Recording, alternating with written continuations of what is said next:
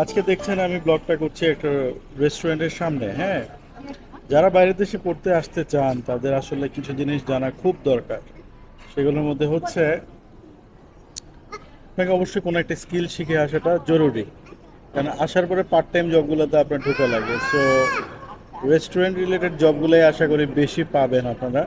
সেজন্য বাংলাদেশে যদি রেস্টুরেন্ট রিলেটেড কোথাও কোনো জব টব করেন, এটা একটা প্লাস পয়েন্ট।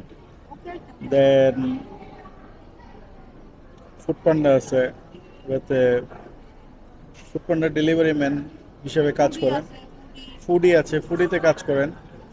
সো যারা এখানকার ধনির দুলাল, পানি খাওয়াই দেয় মা বাবা, তারা যদি এখান থেকে এই প্র্যাকটিসটা না করে যান, পরে ওখানে গিয়ে ঝামেলায় পড়তে পারেন। ঠিক আছে, কারণ ওইখানে গিয়ে তো আপনার জবে ঢোকার একটা ইচ্ছা থাকবে।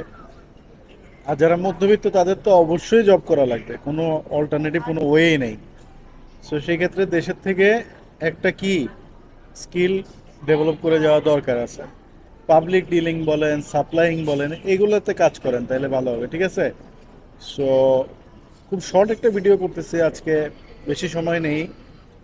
আসলে এক জায়গায় যাচ্ছিলাম, মাঝখান দিয়ে আপনাদের জন্য ভিডিওটা করে রাখলাম আর কি। হ্যাঁ, তো ফুড ডেলিভারি দেন হচ্ছে ফুড সার্ভিস, রেস্টুরেন্ট, এগুলোতে কাজ করেন।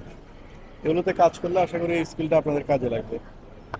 আর যারা আমাদের মাধ্যমে প্রসেস করতে চান, ইউএসএ, ইউকে, অস্ট্রেলিয়া, যে কান্ট্রিগুলো আছে, এই যে ইমেল অ্যাড্রেস আছে এখানে মেইল করেন। হ্যাঁ, আমরা অবশ্যই দ্রুত রিপ্লাই দেবো। আর ইন্টারভিউর জন্য, ট্রেনিংয়ের জন্য অবশ্যই নক করবেন, কারণ ইন্টারভিউ ট্রেনিংটাই হচ্ছে স্পেশাল পার্ট।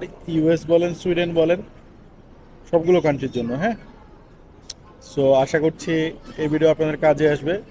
খুবই শর্ট, বাট এটার ইম্প্যাক্ট অনেক বড়। ভালো থাকেন, আল্লাহ হাফেজ।